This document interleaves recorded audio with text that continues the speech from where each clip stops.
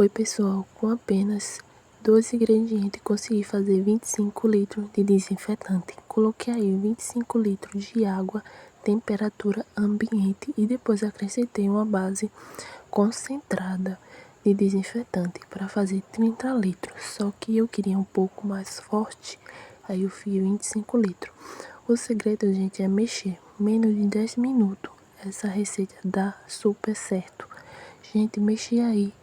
Aí depois eu coloquei no book. Gente, esses produtinhos eu compro tudo na Shopee. Tudo original. O cheiro é um cheiro verdadeiro. E quando a gente passa na casa, fica tudo limpo. Gente, ele dá um cheiro bem aromático. Gente, espero que esteja gostando do vídeo. Essa daí foi a quantidade que eu fiz. Logo estarei mais com o vídeo. Tchau, até o próximo vídeo. Espero que estejam gostando.